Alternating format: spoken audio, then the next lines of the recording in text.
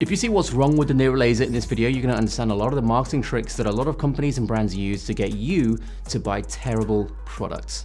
I want to quote from the website here. World's most powerful at-home skincare technology.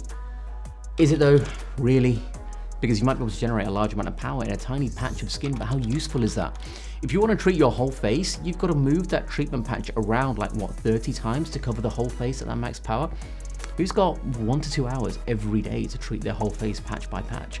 And if it's not meant to be like that, and you just keep it moving around instead of still, then that's even worse because power isn't going into the skin everywhere. Each square centimeter is getting like a second of radiation now and again as the whole thing moves around.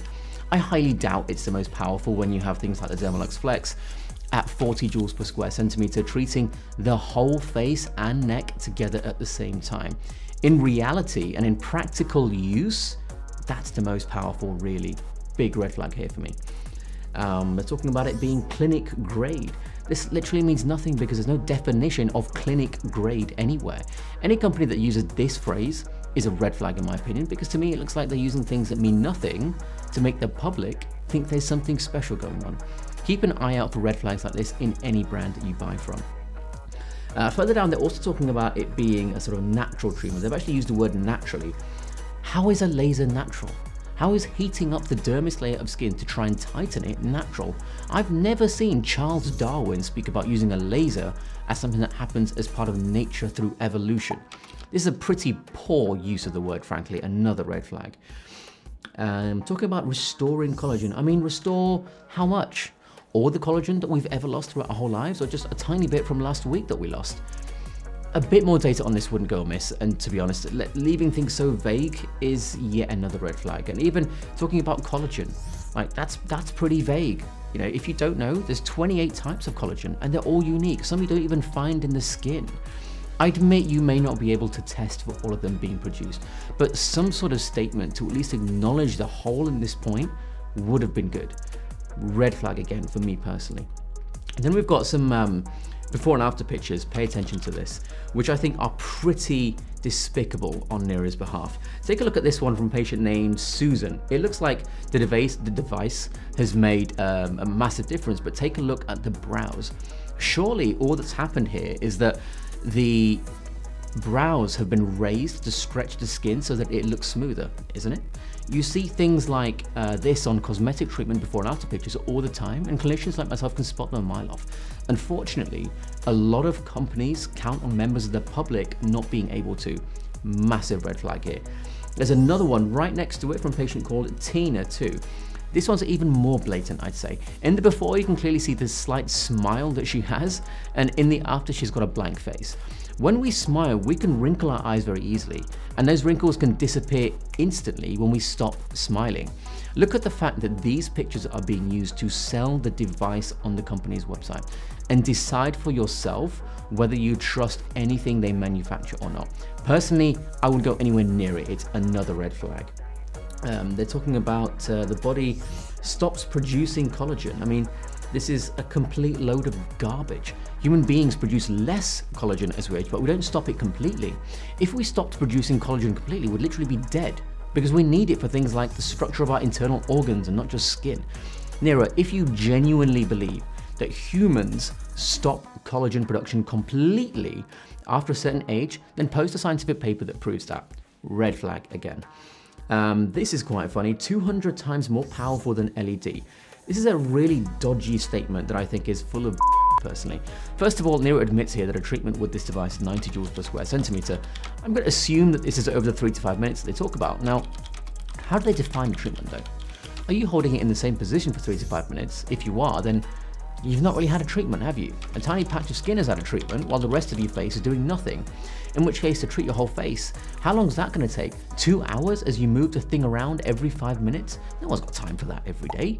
And if you're meant to keep it moving over the 3 to 5 minutes, then each square centimeter isn't actually getting that 90 joules of energy surely, because it's only receiving radiation for a second and then the long gap of nothing as the device moves around the rest of the face and then comes back to the same spot. This is a nonsense statement in my eyes, and you need to see it as a reason to be skeptical about both the device and the company. Red flag once more. Then a bit further down, they're talking about the fact that it has the same laser chip as a professional dermatology system. So what? That doesn't mean you're necessarily going to get a treatment that's indistinguishable from a professional laser that costs over 100 grand. Otherwise, clinics would be using home devices instead of spending 100 grand on a laser, wouldn't they? Even if it has the same chip, it has nowhere near the same power. You can use the same engine from a supercar in a tiny car, but because everything else is different, like the gearbox for example, you're never going to get the same performance just because the engine's the same. That's a really good analogy. Pay attention to that. This is too dodgy a statement for me. Red flag. After that, they've got these 4 sort of icons in a row, which look good to the eye if you want to make a consumer-friendly website, but unfortunately, there's no substance to them really. Clinic grade. I've spoken about that already. There's no specific definition of that. Patented. Now, I've had a look at these patents and I don't find any of them impressive at all, to be honest. They seem to be about things like heating the skin, which isn't exactly new, and also about the way the components sit inside the device. My skin doesn't care if something's patented. It cares whether it's effective or not. Speaking in general, and not about Nira specifically, but companies love to make patents about things that have no bearing on the clinical efficacy, just so they can use the word patented in their marketing so that you guys in the public think that there's something worth buying. Don't fall for it. Look at what these patents actually are, and in a lot of cases you'll see they're for nothing that actually makes a difference to your result. But talking about it being award-winning, honestly, awards in the cosmetic and aesthetics industry just mean absolutely nothing. Speaking generally, again, a lot of these awards, for certain devices, as an example, are judged by people that have absolutely no understanding of how they actually work. And you can see this for yourselves if you look at the judging panel for a lot of these things. So the fact that this has an award should bear no weight on your decision to buy it at all. Check this video out in the corner to learn how to judge a device before you buy it or not. I've seen amazing and terrible devices win the exact same award in different years. Okay, so that's what you need to know about awards. Talk about it having no redness. I mean, if the whole thing works by heating the skin to affect heat shock proteins, then you'd expect redness to come up, surely, wouldn't you? Heat is dissipated by something called vasodilation. Blood vessels dilate and blood gets closer to the surface to try and cool down. Hence why we go red on a hot day. If it doesn't produce any redness, then how much heat are you even generating if the body has no need to cool down? Maybe those before and after pictures I analysed give us a clue. There's also a reason why you look red after clinical radiofrequency treatments that also work by inducing heat into the skin. Red flag for me here as well. FDA cleared. Wow, the FDA is a complete load of rubbish and their clearances are pretty much worthless.